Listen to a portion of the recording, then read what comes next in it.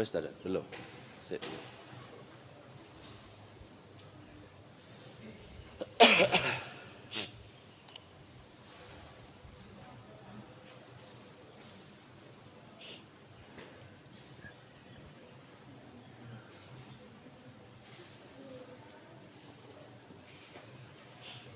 Siap. Tunggu.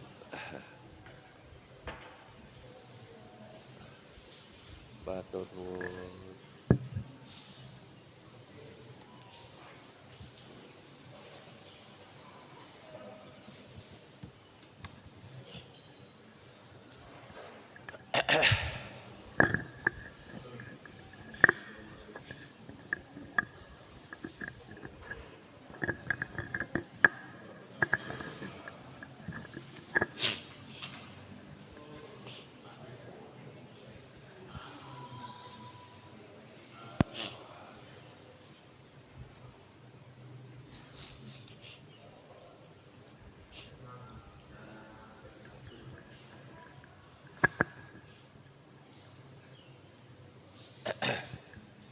Ayo.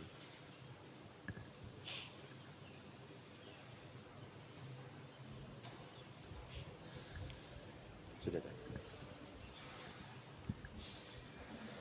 مولاي صل وسلم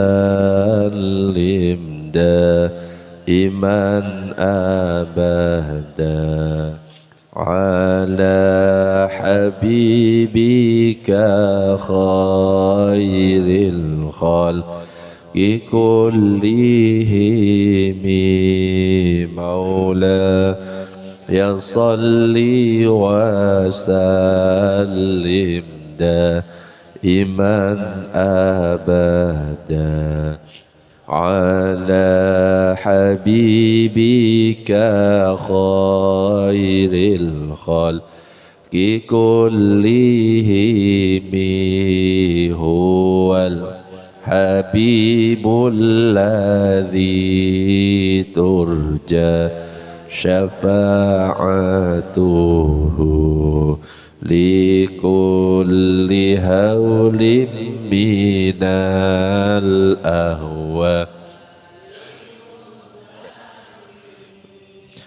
مولاي صل وسلم دائما أبدا على حبيبك خير الخلق كلهم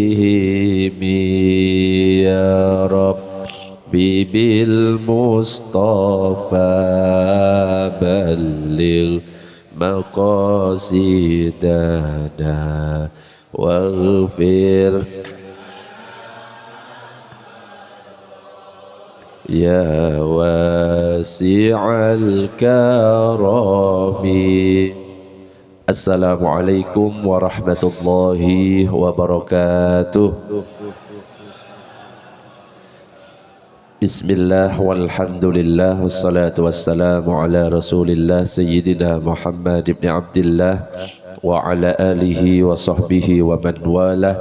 La hawla wa la quwata illa billah, amma ba'du. نوينا التعلم والتعليم والتذكر والتذكير والنفع والانتفاع والإفادة والاستفادة والحث على تمسك بكتاب الله وسنة رسوله والدعاء إلى الهدى والدلالة على الخير وابتغاء وجه الله مرضاته وقربه وثوابه سبحانه وتعالى إلى حضرة النبي المصطفى محمد صلى الله عليه وسلم. الفاتحة.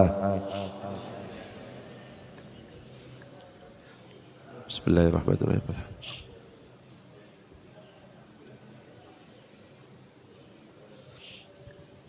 Para jamaah, Bapak Ibu yang dirahmati oleh Allah, alhamdulillah pada kesempatan pagi ini kita masih diberikan kesehatan oleh Allah, masih diberikan kesempatan untuk bisa melaksanakan salah satu kewajiban kita, yaitu sholat subuh, dan kita bersyukur karena kita bisa melaksanakan dengan cara berjamaah. Mudah-mudahan kita istiqomah, amin ya rabbal alamin. Para jamaah, Bapak Ibu yang dirahmati oleh Allah, pada kesempatan pagi ini yang akan kita bahas adalah tentang syarat wajib sholat. Dan syarat wajib sholat itu hanya satu, yaitu mukallaf, di mana nanti kriteria dari mukallaf itu akan disebutkan poin-poinnya. Dan kalau salah satunya tidak terpenuhi, maka nanti tidak akan disebut sebagai mukallaf. Di mana kalau kita dikategorikan sebagai mukallaf itu jika terpenuhi 4 hal. Yang pertama adalah balik, yang kedua adalah berakal, yang ketiga adalah sampai kepadanya dakwah Islam, dan yang keempat adalah selamat pendengaran atau penglihatan. Jadi kalau 4 ini terpenuhi, maka orang itu termasuk mukallaf dan baginya ada beban kewajiban, baik sholat, puasa, atau kewajiban-kewajiban yang lain. Jika salah satu tidak terpenuhi, misalkan ada anak atau orang yang sudah balik, sudah sampai dakwah kepadanya, selamat pendengaran atau penglihatan, maksudnya tidak buta atau tidak tuli, tetapi dia tidak berakal alias gila, maka tidak ada kewajiban atas dia, tidak ada kewajiban sholat atas dia, tidak ada kewajiban puasa atas dia, karena ada satu yang tidak terpenuhi, yaitu dia tidak berakal. Atau salah satu yang lainnya, ada orang berakal sampai kepadanya dakwah, selamat pendengaran atau penglihatan, tapi dia belum balik, usianya masih 7 tahun, berarti belum ada beban kewajiban kepada dia. Atau sebaliknya lagi, dia sudah berbalik, dia sudah berakal, selamat pendengaran atau penglihatannya, tetapi tidak ada dakwah Islam sampai kepada dia, maka dia tidak ada beban kewajiban. Begitu juga seterusnya. Makanya ini nanti akan kita bahas satu persatu. Yang pertama adalah tentang balik. Dalam hadis itu disebutkan, rufi'al qalamu an thalathatin, kewajiban itu diangkat atau tidak berlaku bagi 3 orang. Anin naimi hatta yastaiqidha, orang yang tidur hingga dia terbangun. Wa anis sabiyi hatta yahtalima, anak kecil hingga dia balik. Wa anil majnuni hatta yaqilah, dan orang gila hingga sadar.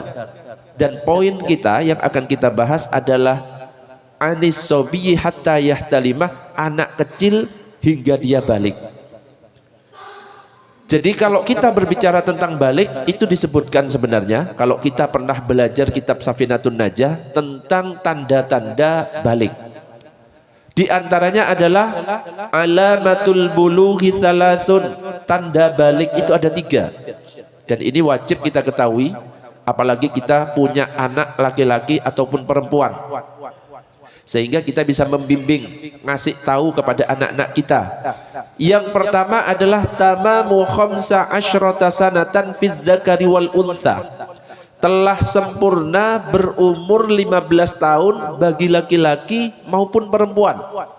Jadi kalau ada anak laki-laki atau perempuan sampai usia 9 tahun, 10 tahun, 11 tahun, 12 tahun, sampai 20 tahun tidak pernah mengalami haid atau tidak pernah mengalami mimpi basah, maka ketika sudah sampai 15 tahun, meskipun tidak pernah mimpi basah atau tidak haid, kalau sudah sampai 15 tahun sudah dinyatakan balik.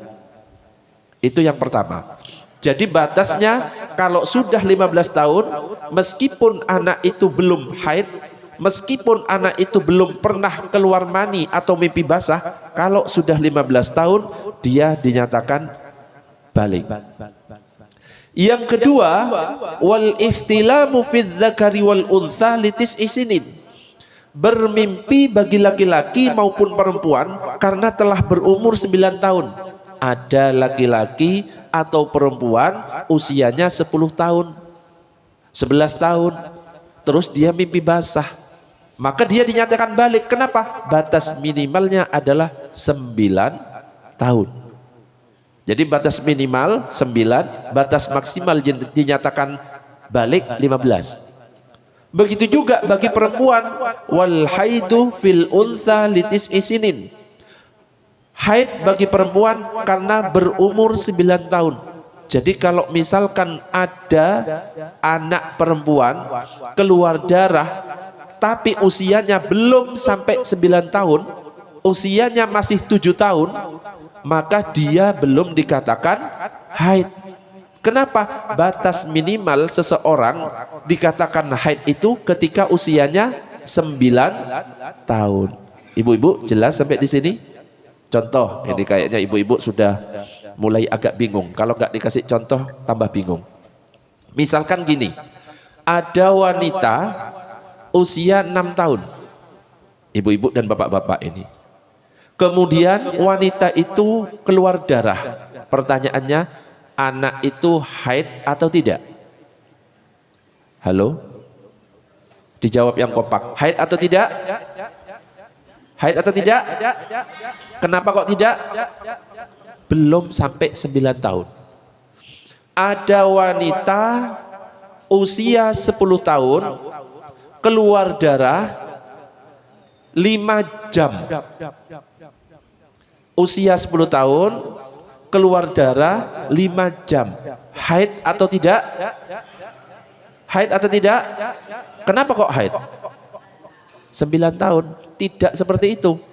Memang usia minimal 9 tahun, tapi minimal keluar darahnya minimal 1 hari 1 malam alias 24 jam. Tadi saya bilang berapa?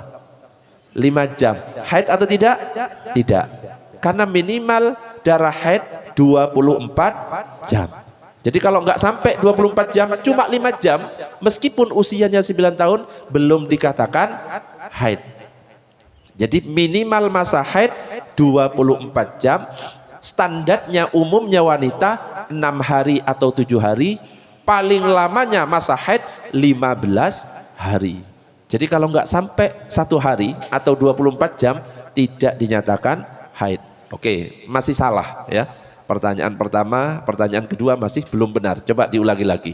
Ada perempuan usianya 9 tahun keluar darah 12 jam. Habis itu tidak keluar darah lagi. Haid atau tidak? Haid atau tidak? Tidak. Kenapa? Belum 24 jam. Meskipun sudah usianya 9 tahun. Nah sekarang biar lebih jelas. Ada wanita usia 10 tahun keluar darah 2 hari. Haid atau tidak? Kok saya ono sing tidak itu? Haid atau tidak? Belum tentu. Coba perhatikan pelan-pelan. Usianya 10 tahun. Keluarnya 2 hari. Haid atau tidak? Belum tentu. Dilihat keluar darahnya di mana. Kalau di hidung namanya mimisan ya. Jadi yang harus diingat, minimal usia 9 tahun, terus minimal keluarnya 24 jam. Jadi kalau sudah usia 20 tahun kok keluar darahnya 4 hari, 5 hari, berarti itu sudah masuk kriteria haid. Jadi ini 3 tanda balik, baik laki-laki ataupun perempuan. Telah sempurna berumur 15 tahun, mimpi bagi laki-laki ataupun perempuan karena telah berumur 9 tahun, haid bagi perempuan karena berumur 9 tahun. Allahumma shalli ala sayyidina Muhammad. Tetapi meskipun seorang anak belum balik, tapi bagi kedua orang tua ada kewajiban untuk dia memerintahkan kepada anak yang belum balik ketika anaknya itu sudah berusia 7 tahun. Memang anak yang 7 tahun itu usia tamyiz. Tamyiz itu sudah pinter, ngerti mana yang baik, mana yang buruk. Jadi disunnahkannya kita membawa anak ke masjid ketika anak itu usianya 7 tahun. Kenapa? Dia sudah pintar, ngerti bahwa lari-lari di dalam masjid itu bisa mengganggu. Usia 7 tahun, perintahkan anak itu untuk sholat, latihan ke masjid supaya nanti saat usia balik dia sudah terbiasa. Tapi ingat, bukan berarti kalau usia di bawah 7 tahun lantas kita nggak boleh bawa anak. Boleh, dengan syarat mendampinginya. Supaya apa? Gak lari-lari waktu jamaah lagi sholat, lari-lari. Kira-kira grundel nggak jamaah? Grundel. Ditegur sama takmir, yang disalahkan nanti takmirnya pasti. Makanya kalau memang kita bawa anak usia di bawah 7 tahun, dampingi. Orang tua harus ikut ke masjid, dampingi anak supaya tidak mengganggu yang lain. Tapi kalau sudah faham anaknya usia 7 tahun, perintahkan.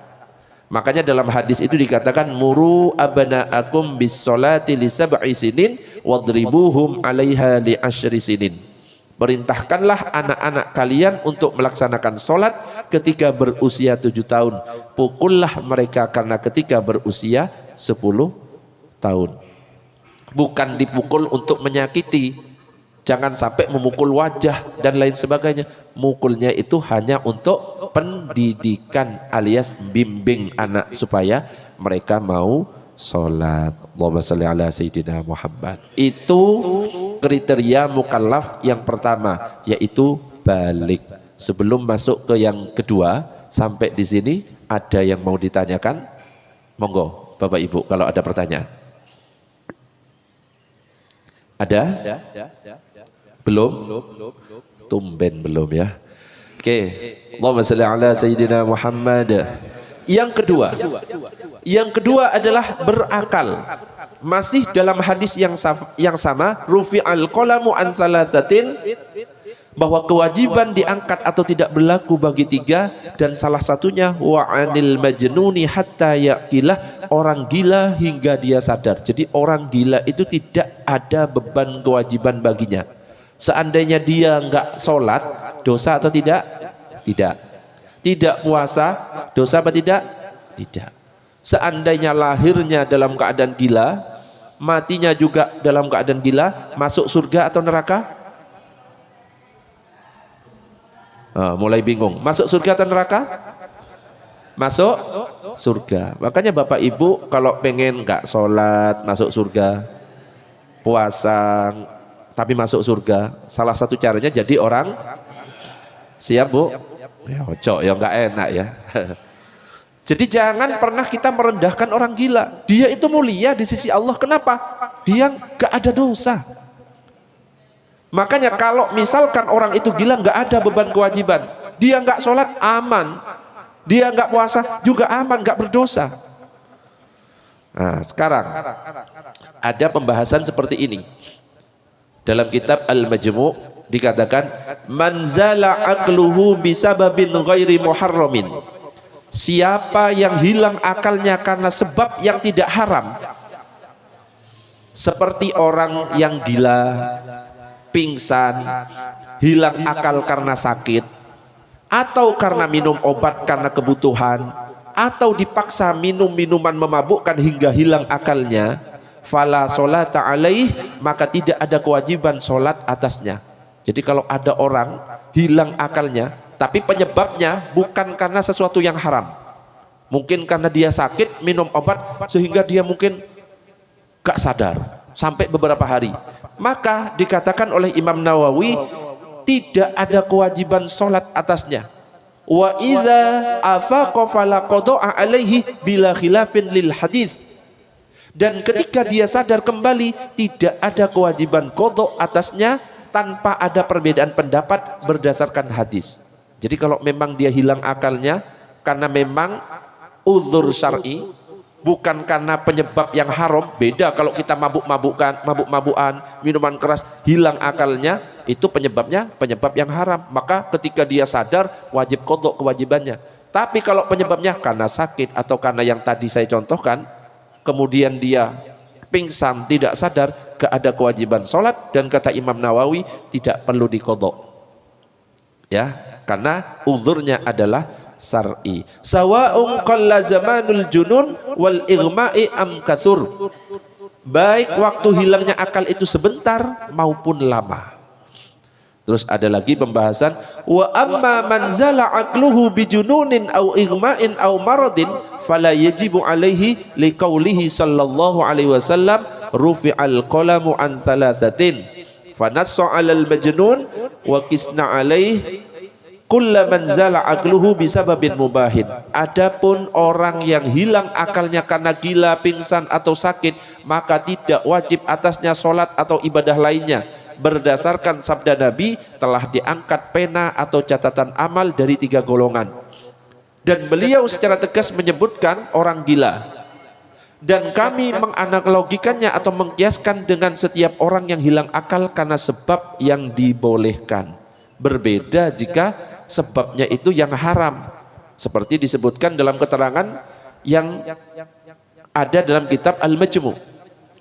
Wa inzala aqluhu bimaharramin, jika akal hilang karena sebab yang haram, kaman syaribal muskir au tanawala dawaan min ghairi hajatin fazala aqluhu, seperti minum yang memabukkan atau makan obat tanpa hajat kemudian hilang akalnya, wajaba alaihil qada idza afaqah, maka wajib atasnya qada ketika sadar, karena akalnya hilang itu sebab yang haram dan tidak gugur darinya sesuatu yang tadi disebutkan.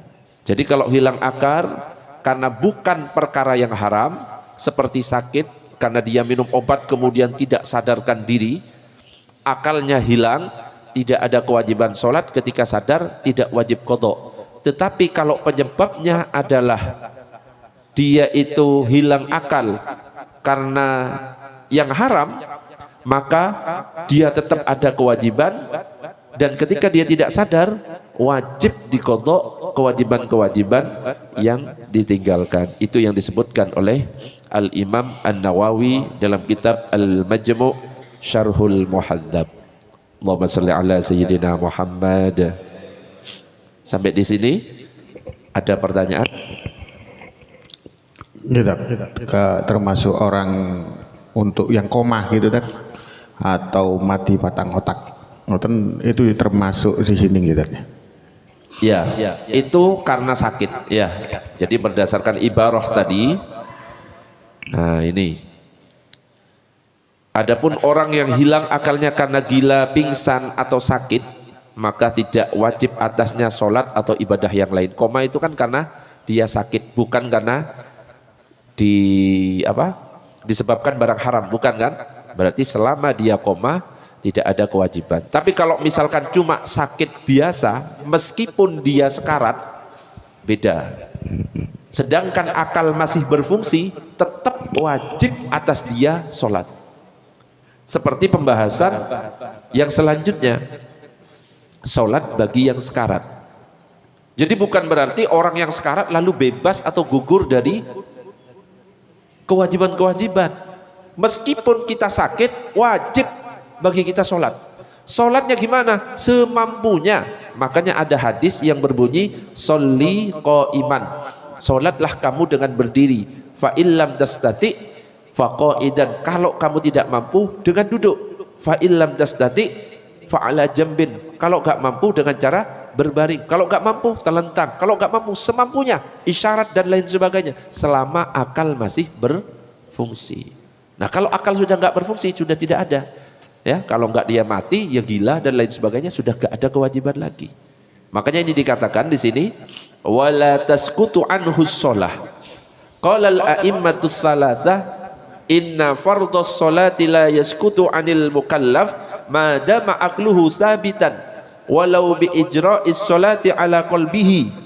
Wa qala al-imam Abu Hanifah inna man ayanal mauta wa ajaza anil ima'i bi ra'sihi saqata anhul fardu. Tidak gugur darinya dan tidak gugur darinya sholat. Dan berkata 3 imam madhab, sesungguhnya kewajiban sholat tidak gugur dari mukallaf selama akal masih tetap, meskipun dengan melaksanakan sholat di hati. Kalau Abu Hanifah berkata siapa yang sekarat dan tidak bisa isyarat dengan kepala, gugur kefarduannya. Ini Imam Abu Hanifah. Tapi kalau 3 imam madhab mengatakan selama masih akal berfungsi silahkan sholat semampunya meskipun hanya membayangkan dengan hati dan lain sebagainya. Ini saking wajibnya sholat. Allahumma shalli ala sayyidina Muhammad. Monggo, ada pertanyaan yang lain? Monggo. Kasusnya seperti ini, umpamanya dia sudah seorang itu sudah pakai ventilator ya, dia sakit stroke terus dia sudah pakai ventilator, pemacu jantung dan lain sebagainya. Pada saat dokter sudah mengatakan ini sadar apa enggak, kemudian pada saat kita coba pegang, kita gelidiki kakinya, dia masih bergerak, masih jingkat gitu. Kemudian pada saat kita bisiki di telinganya, dari matanya masih kelihatan dia bergerak. Itu kita menurut analisa dokter atau dia orangnya itu masih sadar, karena kalau menurut dokter ini sudah tidak sadar. Karena saya berpikir bahwa orang ini memang tidak bisa diselamatkan. Jadi dokternya berpikir mendoktrin kita supaya wis ndang dicabut aja apa nih, karena ini tidak mungkin selamat. Tapi dari pihak keluarga, kemudian keluarga berkeyakinan dia masih bisa diselamatkan. Analisanya begitu, begitu kita kelidiki kakinya dia bergerak. Tapi menurut dokter itu hanya refleks saraf, bukan karena otaknya yang bekerja. Begitu, gimana? Ya. Makanya kadang-kadang dalam ilmu fikih itu kadang-kadang masalah kesehatan itu disuruh tanya kepada ahlinya. Misalkan kita, apakah kita boleh bertayamum atau tidak, kan sesuai dengan ahlinya. Oh, katanya dokter ternyata nggak boleh pakai air, berarti kita boleh bertayamum karena ada bahaya kalau misalkan kita pakai air. Makanya dalam Al-Quran surat Al-Anbiya dan juga surat An-Nahl itu dikatakan fas'alu ahlaz zikri in kuntum la ta'lamun, tanyakan kepada ulama jika kamu tidak mengetahui. Nah, kalau yang dikatakan orang yang faham tentang masalah kesehatan itu siapa? Dokter. Kalau dokter memang sudah mengatakan ini sebenarnya nggak sadar, ya secara kesehatan ya kita manut kepada yang faham, ya, karena pasti dia dokter punya dalil dari apa? Dari mungkin ngetes kesehatannya dan lain sebagainya. Sedangkan kita kan cuma mengira-ngira. Boleh kita pakai pendapatnya dokter karena dokter itu yang ahli dalam masalah kesehatan. Oh, dokter mengatakan ini sudah nggak sehat, berarti ya sudah kita mengatakan oh berarti sudah tidak mukallaf, bukan tidak sehat, tidak sadar akalnya. Ini hanya refleks, ya sudah berarti dia sudah tidak mukallaf dan tidak ada kewajiban. Tapi kalau dokter masih mengatakan ini sebenarnya masih sadar, masih mendengar, cuma dia tidur aja. Kalau di BCI dia masih mendengar, berarti dia masih sadar. Kalau seperti itu kita manut kepada yang ahli, ya. Kalau misalkan setiap orang boleh berpendapat, ya bisa macam-macam, ya. Ini menurut saya lah. Anda siapa? Dokter bukan, kan gitu kan? Kita tanya langsung kepada ahlinya, gimana dok, ini akalnya masih sadar atau tidak? Dokter mengatakan tidak sadar, berdasarkan mungkin hasil pemeriksaan dan lain sebagainya. Ya sudah, kita sami'na wa ata'na kepada yang faham masalah kesehatan. Ya sudah, kalau sudah tidak sadar atau akal sudah tidak sempurna, tidak ada kewajiban sholat baginya. Kalau ternyata dokternya aja yang ngawur, dia yang akan bertanggung jawab di sisi Allah. Kita nggak usah aneh-aneh, kecuali kita tahu dia memang benar-benar sadar. Diajak ngomong, dia ngomong, diajak bercanda, dia masih bercanda, cuma nggak bisa apa-apa, maka dia itu berarti masih ada kewajiban sholat. Nah, ketika misalkan kok ternyata orang ini meninggal sedang akal masih berfungsi, cuma dia mungkin susah untuk melakukan ini, stroke dan lain sebagainya, maka nanti akan ada pembahasan sholat bagi orang yang meninggal tapi dia punya utang, seperti yang disebutkan dalam kitab I'anatut Thalibin. Seperti ini pembahasannya. Man mata wa alaihi sholatun fala qada'a alaihi wala fidyatah. Jadi ada 3 pendapat. Ketika ada orang meninggal, dia punya hutang sholat. Pendapat pertama mengatakan siapa yang meninggal dunia dan padanya terdapat kewajiban sholat, maka tidak ada qadha dan tidak perlu dibayar fidyah. Wis urusan dia. Tega enggak kira-kira? Tega. Pendapat pertama, gak usah qadha, gak usah fidyah. Ya nanti dia aja yang bertanggung jawab di hadapan Allah. Kok tega banget gitu ya.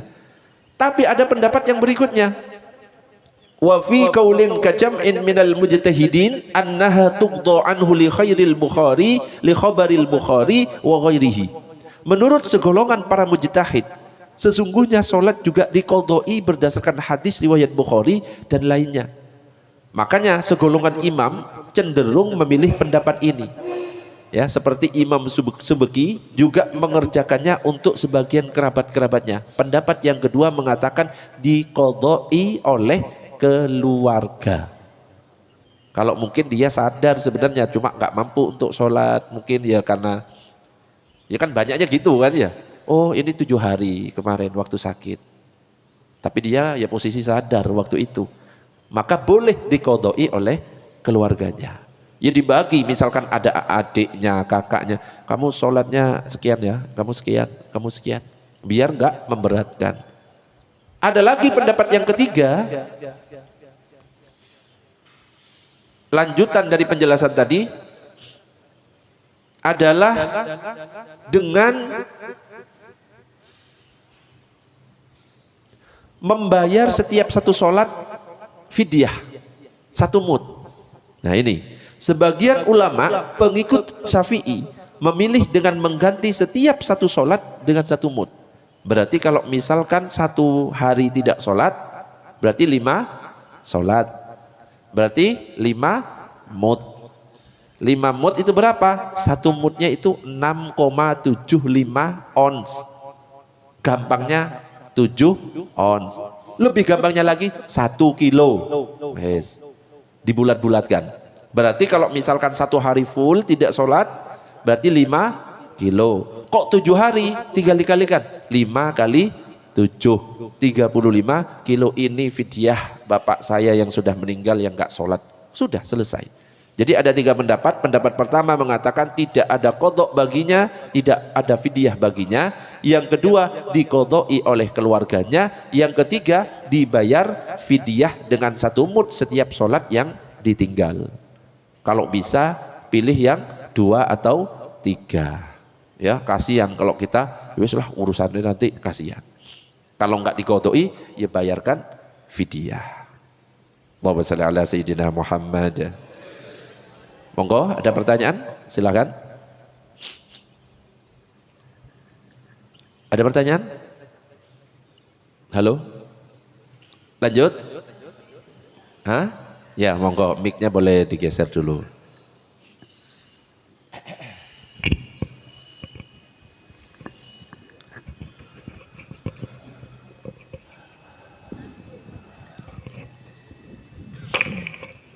Assalamualaikum Ustaz.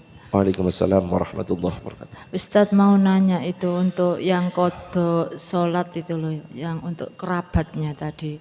Itu niatnya bagaimana? Usolli ya apa ya Ustaz? Mohon petunjuknya Ustaz. Gitu Ustaz. Ya. Terima kasih. Ya. Kadang-kadang kita itu bingung dengan niat. Ya, mau puasa Muharram, Ustaz niatnya apa? Mau puasa Tasu'a, Ustaz niatnya apa? Mau puasa Arafah, Ustadz niatnya apa? Kalau memang bingung, jangan repot-repot dengan lafadz niat. Meskipun lafadz niat itu hukumnya sunnah. Cukup dengan bahasa sendiri, bahasa Indonesia, bahasa Jawa, bahasa Madura, lintaskan dalam hati itu sudah sah. Saya qadha sholat duhur untuk si fulan. Sudah selesai. Allahu Akbar, sudah selesai. Ya, saya sholat duhur untuk si fulan, saya ngodoi sholatnya si ini, dengan bahasa apa saja bebas. Makanya kalau saya niat puasa, kadang-kadang saya pakai bahasa Madura. Niat sholat, kadang-kadang pakai bahasa Madura. Tapi tentunya yang dilintaskan dalam hati ketika takbiratul ihram, Allahu Akbar. Bahasa Maduranya misalkan gimana? Saya sholat fardhu duhur 4 rakaat karena Allah. Gimana? Kalau misalkan puasa Ramadan gimana? Niat ingsun, ya kan? Kalau bahasa Madura, kaula apa sah are laguna dalam bulan Ramadan tahun panikah karena Allah Ta'ala. Saya biasanya niatnya pakai bahasa Madura. Karena waktu saya ngaji di Madura itu, ya dengan bahasa Madura. Makanya kalau saya disuruh ngaji dengan bahasa Jawa nggak bisa. Ya utawi, iki, iku nggak bisa. Saya bisanya bahasa Madura. Arkanul Islami khamsatun, dining banyak-banyak rukun Islam panikah bedelema. Apa kita ganti dengan bahasa Madura? Sekalian nggak ada yang ngerti.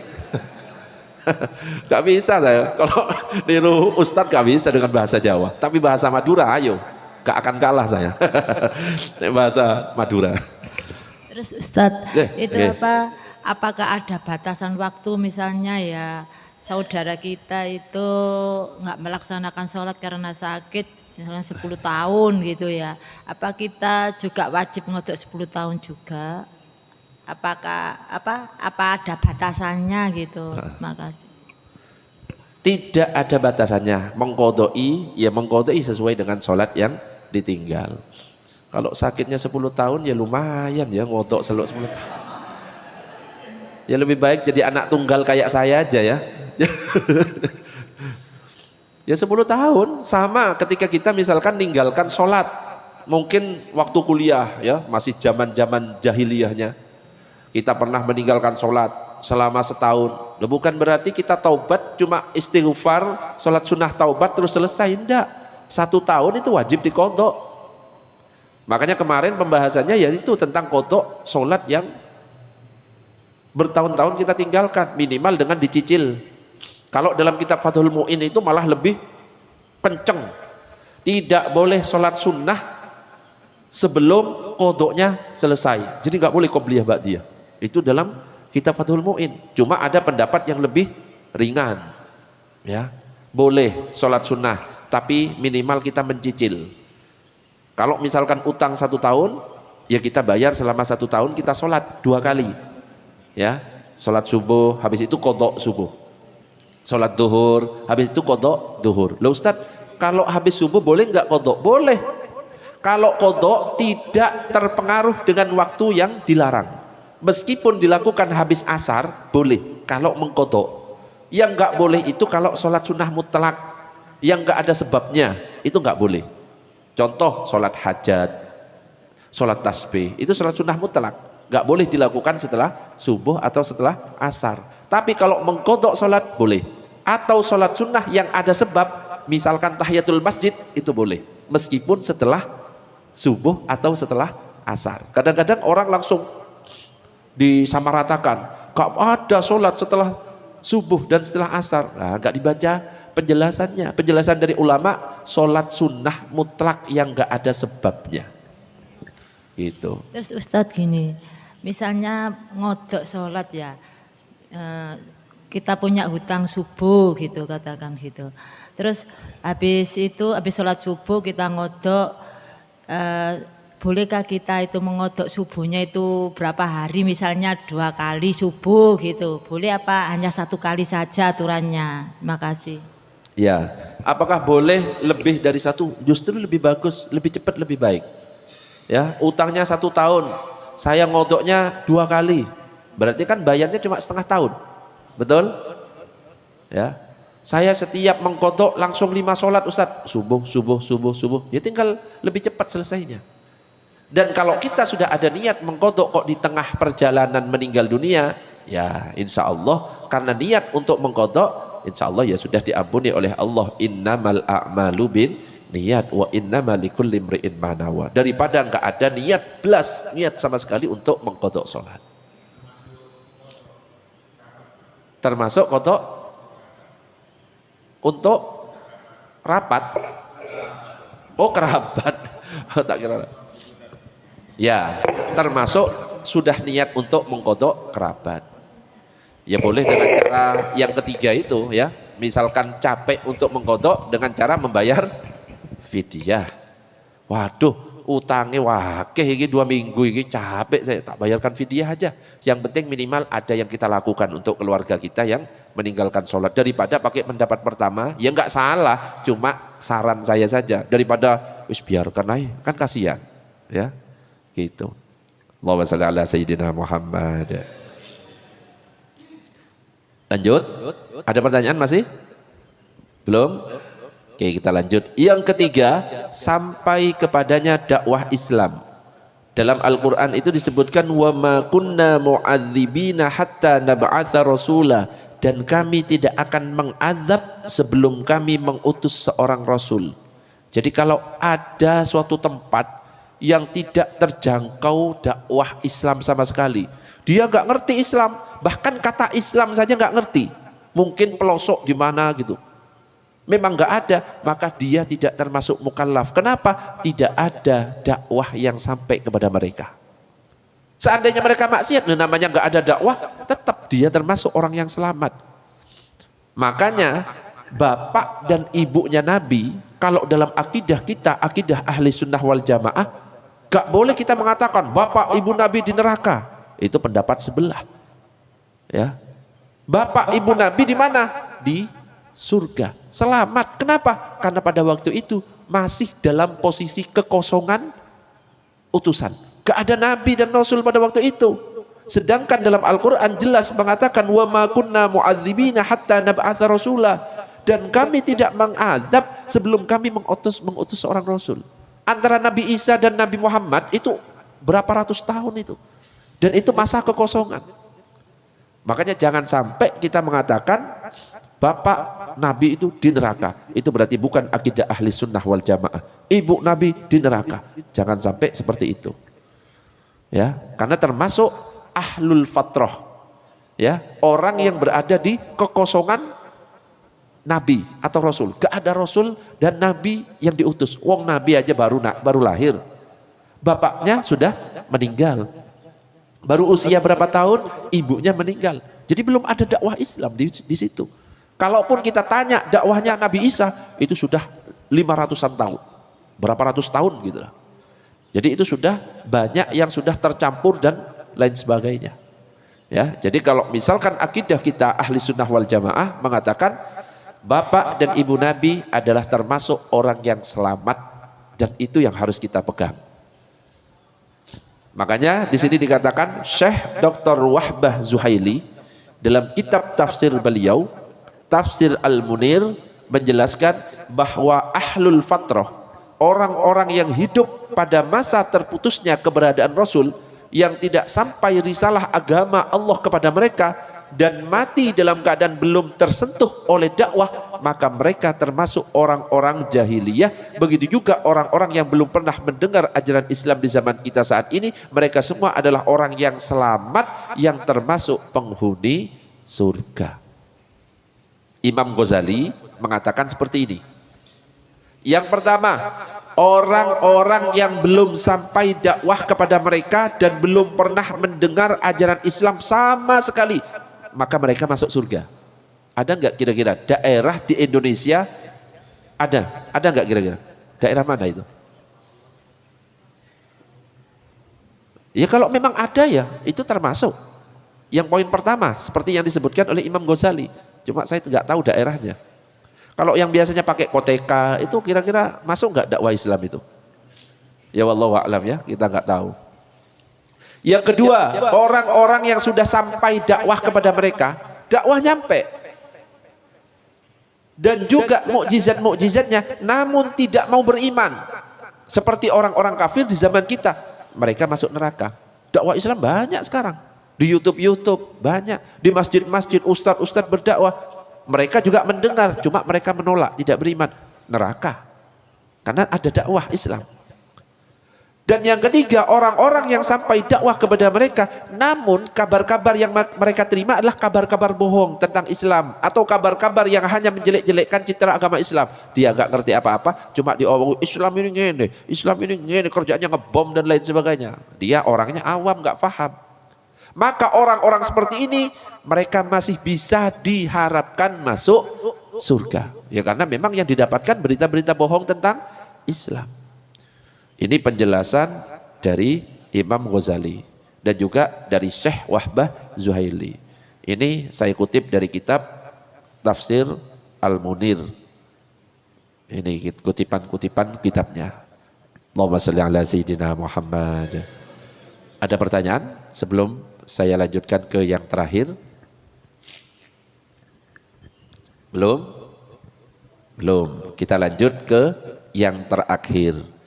Masuk kriteria mukallaf jika selamat pendengaran atau penglihatan. Jadi pakai kata atau, bukan dan. Selamat pendengaran atau penglihatan. Maksudnya pendengaran atau penglihatan. Jadi kalau ada salah satu yang berfungsi, dia selamat. Kok dia selamat? Dia mukallaf. Ya. Tetapi kalau dua-duanya nggak berfungsi, dia buta, dia tuli. Dia itu mukallaf. Orang yang selamat nanti, dia masuk surga nanti. Kalau memang dia lahir dalam keadaan buta dan dia tidak bisa mendengar. Gimana dia mau mendengarkan dakwah Islam sedangkan dia tuli?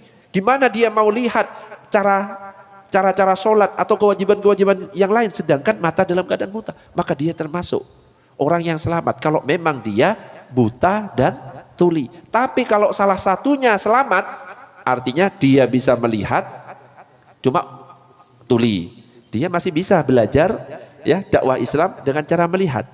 Atau dia buta tapi bisa mendengar. Dia bisa gini loh caranya, masih bisa mendengar. Dia masih termasuk mukallaf dan masih ada kewajiban bagi dia untuk kewajiban-kewajiban umat Islam. Jadi seseorang yang dilahirkan dalam keadaan buta dan tuli atau kedua cacat tersebut terjadi sebelum balik, maka dia tidak wajib melaksanakan sholat meskipun dapat berbicara. Dia juga tidak wajib mengqodoknya jika kecacatan itu hilang darinya. Kalau pas tiba-tiba sembuh, selama dia ya buta dan tuli gak perlu mengqodok. Karena informasi tentang kewajiban ibadah dan tata caranya hanya dapat diketahui melalui indera mata dan telinga. Sehingga jika keduanya tidak berfungsi, maka mustahil seseorang itu dapat melakukan sebuah perintah atau meninggalkan sebuah larangan syariat. Allahumma shalli ala sayyidina Muhammad. Terakhir, kadang-kadang ada yang bertanya, Ustadz, apakah boleh anak kecil menjadi imam? Anak kecil yang belum balik jadi imam boleh apa enggak? Nah, ini ternyata sudah dibahas oleh Imam Syafi'i dalam kitab Al-Um. Jadi Imam Syafi'i itu berkata, bila bocah yang belum balik namun dia telah mengerti tentang tata cara sholat, tahu bacaan-bacaannya, ya, maka boleh menjadi imam sholat. Yang penting dia ngerti kalau seandainya batal dia harus kemana, kalau seandainya sholat dia harus baca apa. Jadi rukun-rukunnya, syarat-syaratnya dia faham semuanya, maka anak kecil meskipun dia belum balik boleh menjadi imam. Tapi kalau disuruh milih lebih baik mana, ya tetap lebih baik yang sudah balik, yang sudah dewasa. Ini cuma kalau ada pertanyaan, boleh enggak sih anak kecil menjadi imam sholat? Boleh dengan ketentuan-ketentuan yang tadi saya sampaikan. Allahumma shalli ala sayyidina Muhammad. Sampai di sini ada pertanyaan? Ini 4 kriteria mukallaf. Silakan kalau ada pertanyaan.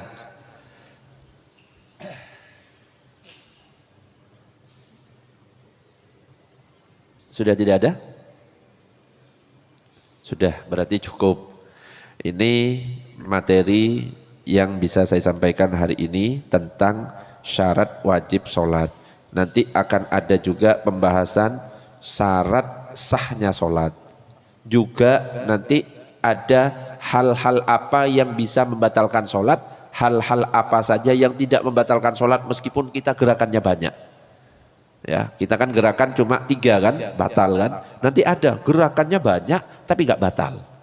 Tapi itu nanti di pembahasan selanjutnya. Mudah-mudahan sedikit yang saya sampaikan bermanfaat. Kita tutup dengan doa kafaratul majelis. Subhanakallahumma wa bihamdika asyhadu an la ilaha illa anta astaghfiruka wa atubu ilaik. Assalamualaikum warahmatullahi wabarakatuh.